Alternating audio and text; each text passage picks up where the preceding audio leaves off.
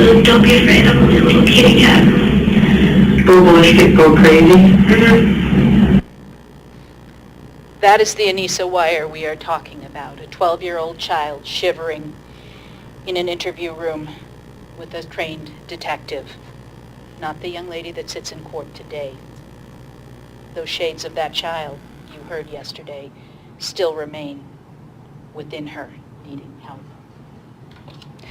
While Anissa couldn't stab Peyton, in her broken mind she knew it had to be done, to prove to the unbelievers, to prove she wasn't crazy, and to protect her family from the tall, tentacled figure she and Morgan had seen in the woods near their homes while they were on the bus, in the woods near their friends, and in the woods near their families.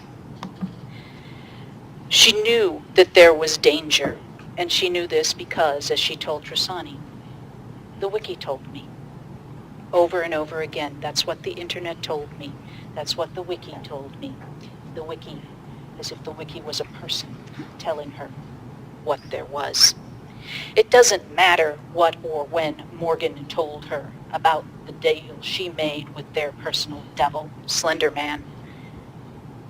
The wiki had already told her that he could read her mind, that he was always watching, that he could be anywhere in the blink of an eye, that he stalked, stole, and strangled children and their families.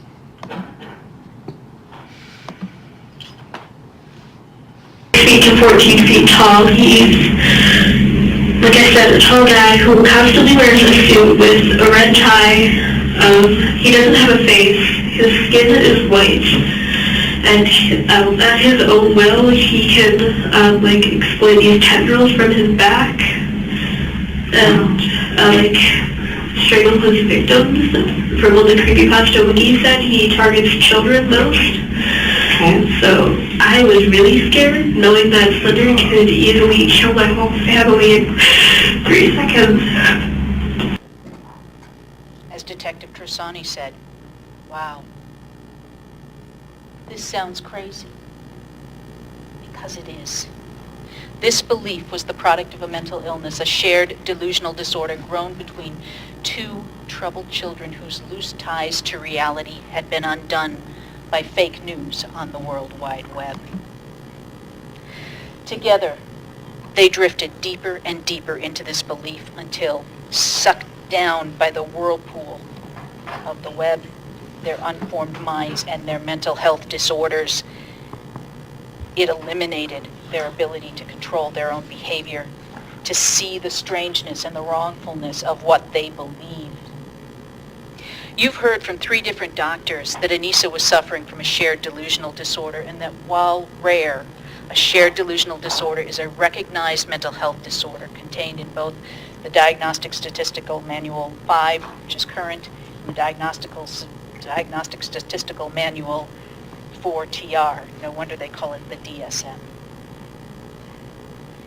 It's been recognized, diagnosed, and talked about since the 1800s when it was used, when it was described by the French term folie à deux, the madness of two. It develops between 2 or more people involved in a very close relationship, one having a psychotic disorder, and the other eventually developing delusions consistent with the more ill individual. We know Morgan Geyser is schizophrenic, has schizophrenia, one of the most terrible and difficult psychotic disorders known to our society, one that in Middle Ages would have labeled her a witch and burnt at the stake. But we're not in the Middle Ages anymore. We do not treat sick children that way. Morgan's delusions were shared with Anissa over time and grew during their close relationship. Anissa told Trissani and the doctors that she saw Morgan as a sister, and she clung to her for dear life. These 2 children, very alone in the new school that they were starting in, found each other, found shared interests, and those shared interests fueled the fire in Morgan's mind and spread to Anissa. They had time together on the bus, 40 minutes each morning, 40 minutes in the afternoon. They lived in the same condo complex. They played in the park that poor Bill Weier could see from the door of his home, not knowing what was happening. But there's another place where they met, and where many of our children meet. On the internet. With emails exchanged back and forth, as Detective Casey said, at every hour of the day and night. Just because a child is not physically present with another child doesn't mean they are not in communication. It may not be the Vulcan mind control that Morgan Geyser spoke of, but it's an almost instantaneous connection between young people that is beyond, oftentimes, the sight of their parents and their teachers. Morgan's outreach about Jeff the Killer and letting go of logic and accepting Slender Man and Jeff the Killer and this creepypasta wiki as real tells of the development of this disorder in Anissa. Peyton's observations of Anissa when she was with Morgan and when she was not also speak about what was happening, as did the report of K.N. on his friend from Flight Academy who came in and told the terrible secret that she heard. The terrible secret that Anissa was planning on becoming a proxy and needed to kill a friend. Not you, don't worry. But she was worried.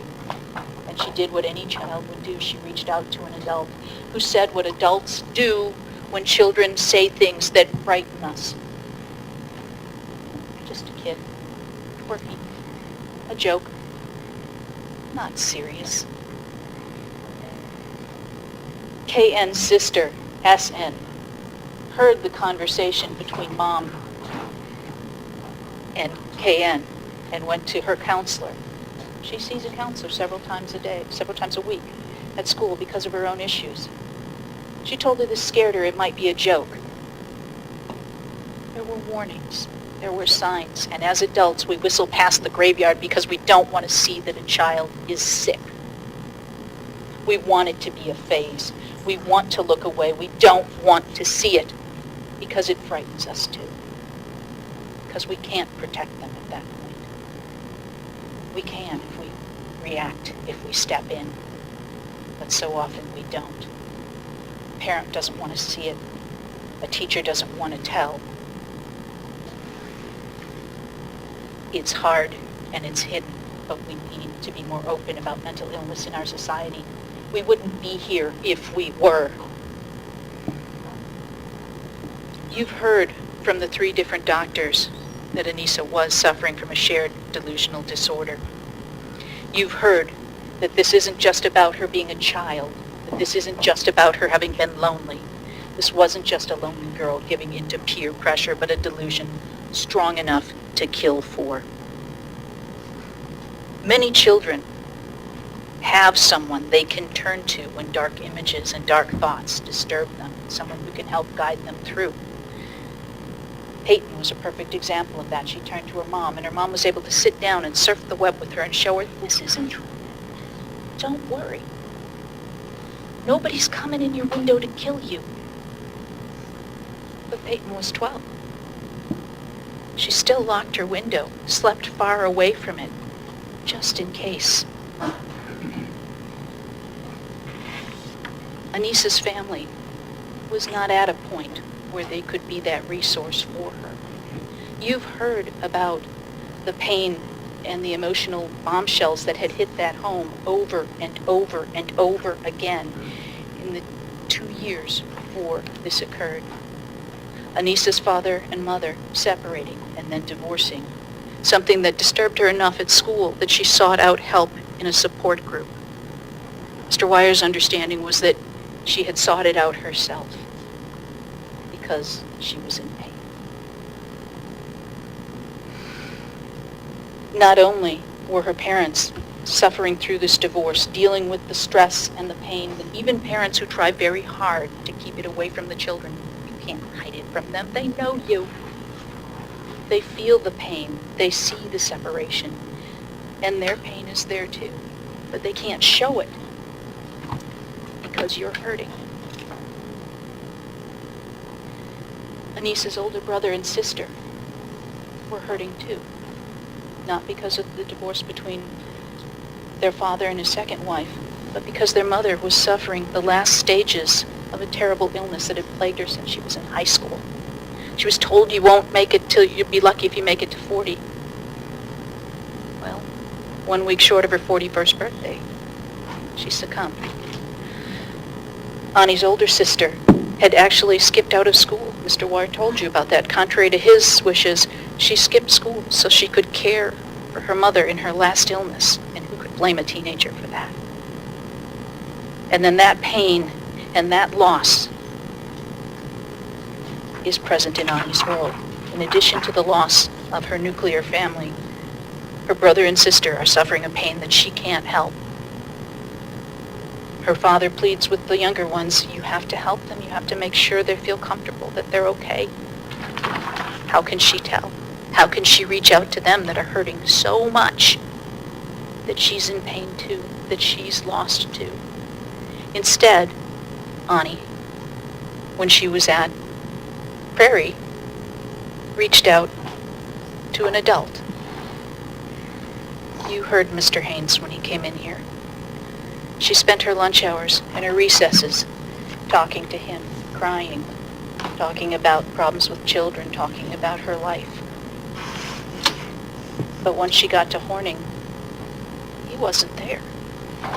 And Mr. Taggy, clearly, based on the tears at the end of his testimony, clearly cared about this child, but he hadn't had the years-long relationship. He didn't have the connection to Anissa, so this wasn't someone she could reach out to about something other than math problems. And so, all adult ties are missing for her. And she tried. Always the quiet girl, always the good girl, who worked hard, got good grades. The girl who wanted to learn to dance, but when her father told her he couldn't afford to send her to the dance classes, what did she do? She turned to the internet, to YouTube, and practiced dance moves alone in her room, just as she had on her own sought out the depression group at school. She tried to help herself. And as the sadness and darkness within the home grew deeper, and in Anissa grew deeper, she turned further for comfort to the web, to Morgan, and so to Slender Man.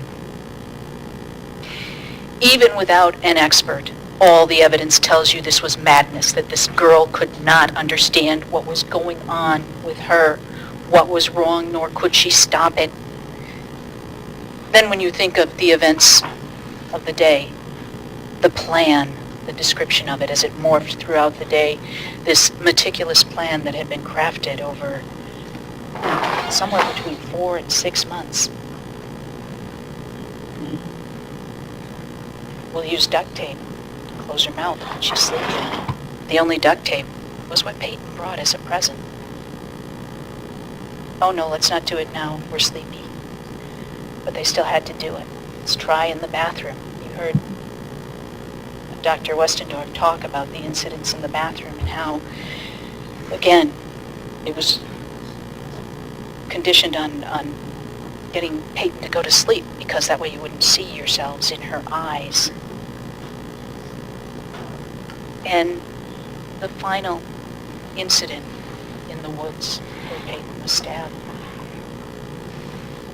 Horrible, yes. Meticulous? No. Madness? Yes. Again, when you think of that day and the intense planning that we've all heard about through prior reports, you think of what they took with them. A purse, 2 water bottles, kudos, a peanut butter crunchy bar, and pictures of their families. Why did they take the pictures of their families? Because they truly believed they were never coming home.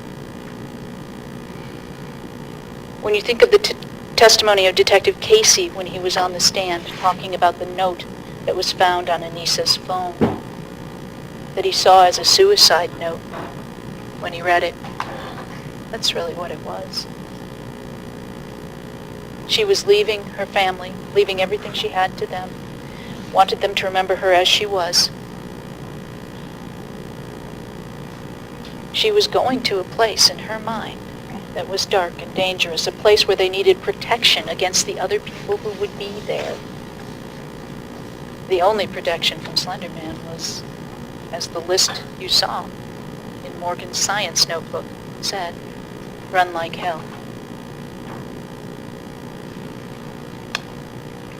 They knew that this creature was out there.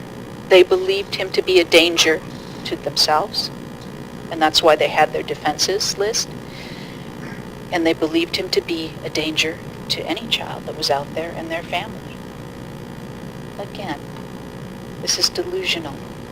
And they acted on the delusion. The difference between a simple delusion and a delusional disorder is that the delusional disorder compels you to act upon it.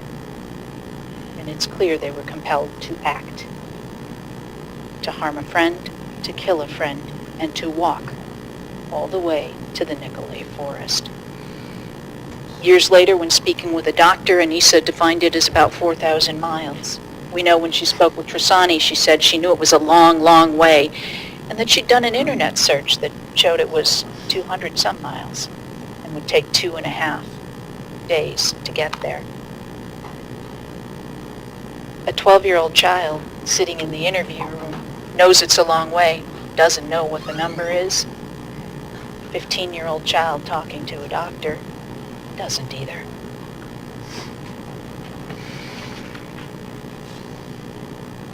The 3 doctors who evaluated Anissa to assess her mental responsibility each brought different experience and evaluation tools to bear in this analysis.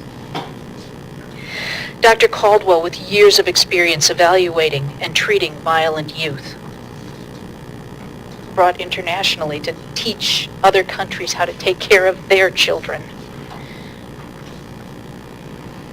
Does objective tests, studied tests, to determine a good objective viewpoint of the 12-year-old child who sat before him.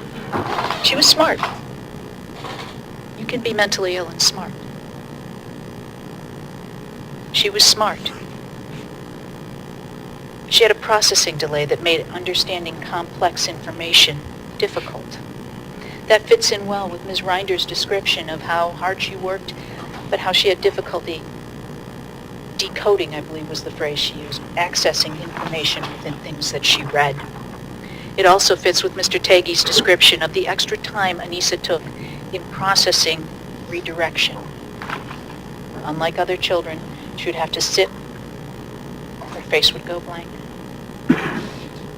stew on it, and then do what had been asked of her.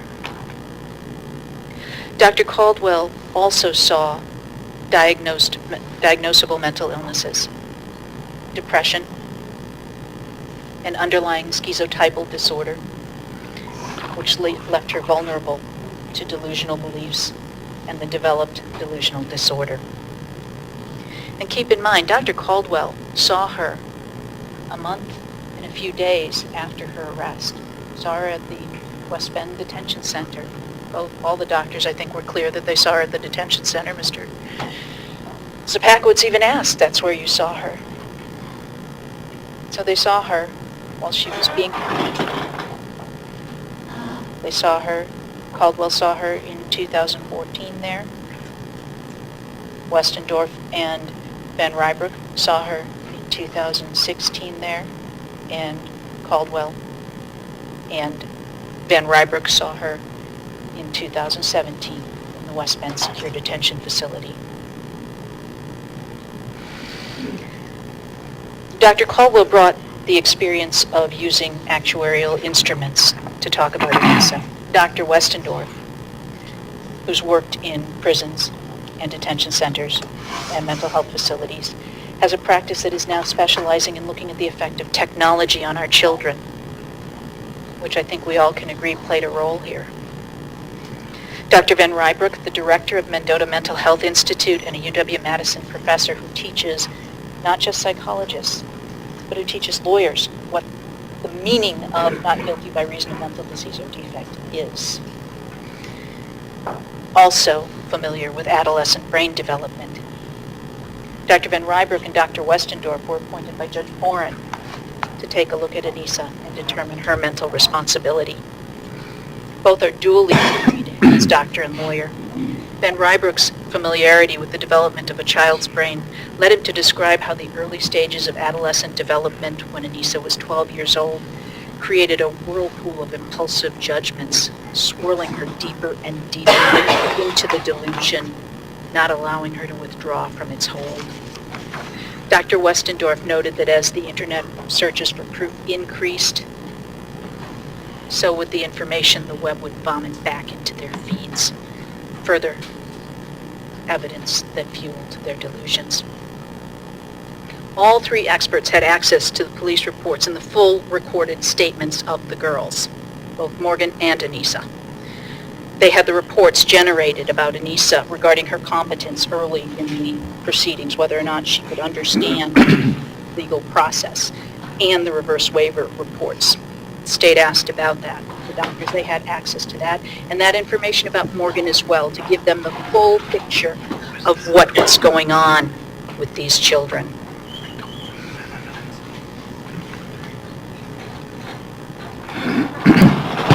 All three interviewed Anissa, and all three, independent of each other, found the same disorder, a delusional disorder. Found that this behavior was driven by mental illness, and all three agreed that the delusional disorder kept her from being able to conform her conduct to the requirements of law.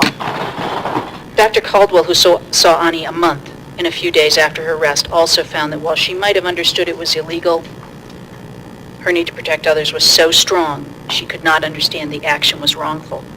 Dr. Van Rybroek and Westendorf felt she couldn't conform her conduct, in part because she saw herself as serving a greater good, the protection of her family.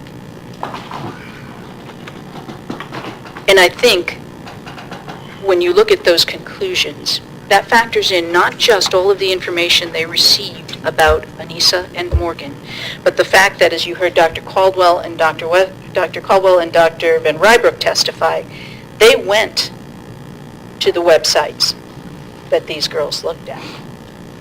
They looked and saw the proof that Anissa and Morgan had relied upon. Dr. Caldwell referred to it as being the same sort of information that when he's looking at reports, when he's trying to create a report, the same sort of information that he would expect to look at. Police reports, doctor's reports, witness accounts, all of these fake news floating out there on the web.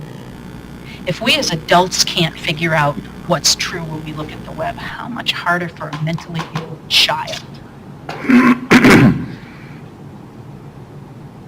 You all know this is an unusual case. You've been asked not to determine what happened because Anissa told Trasani what happened. And she entered a plea in front of Judge Boren in the first phase of this case. Now, you've been asked to come here and determine why Anissa did this, and based on that, what we as a people think should happen to her. The jury instructions that the judge just had up on the screen tell you that I must show you to a reasonable certainty by the greater weight of the credible evidence that on May 31st, 2014, Anissa Weier had a mental disease or defect, and that because of that mental disease or defect, she either lacked substantial capacity to understand the wrongfulness of her conduct or to conform her conduct to the requirements of law. And yes, I am reading that off a paper because, like the full diagnosis that Dr. Westendorf gave for Anissa, I can't just spit that out. If I'm trying to think about what reasonable certainty means, though, I look at it in a medical context. If I went to a doctor and he ran tests and he told me I had cancer, I might want a second opinion. In fact, I would want a second opinion, and I'd want to hear that that was wrong. But if I went and got the second opinion, and that doctor said, no, you got it, he's right, I think I would understand that I needed to start treatment.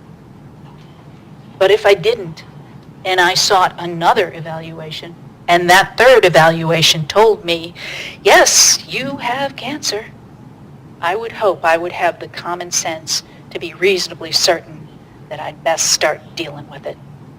You have 3 doctors, well qualified by both education and experience, to make this opinion, and that's what they've told you, looking at everything. Not just what the police looked at, but also looking at the information on the web to understand where these children's minds were at. We know the police had access to that. You saw the list of websites, the list of links that Detective Casey had Detective Carpenter pull up for him. Both of them admitted that wasn't all that was there, but that's what they bookmarked, but didn't go to.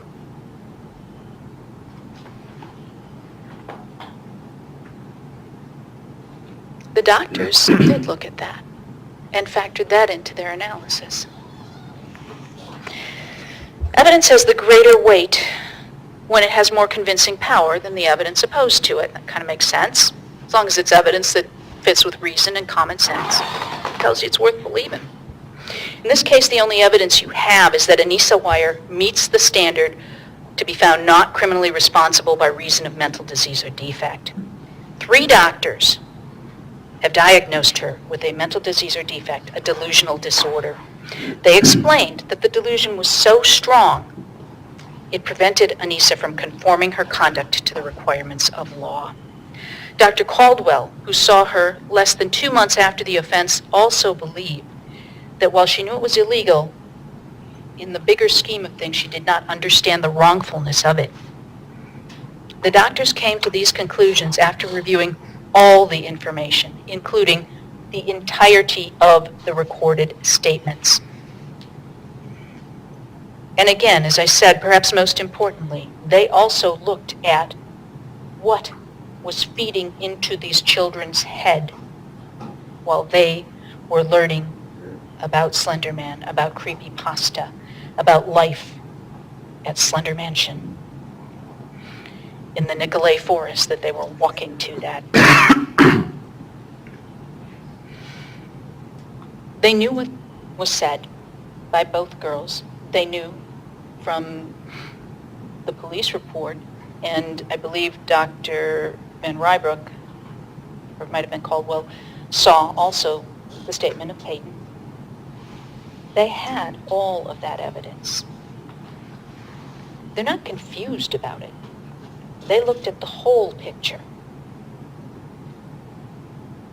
Their conclusions are based on all that was a part of this offense, seen through the eyes of training and experience in evaluating children. The fact that the state doesn't like their conclusions isn't evidence. The state doesn't agree with them, but that isn't evidence. There is a natural tendency when a child is hurt, as Peyton was, to want vengeance. But vengeance isn't justice, and we are here as a part of the justice system. Vengeance is an appeal to passion and prejudice, an appeal to ignore the facts and the law. The state is asking you to do that.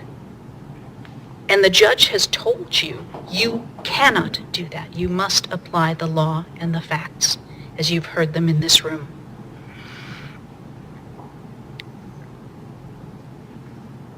Vengeance is understandable desire here, but justice is what we as a society have decided is the right thing.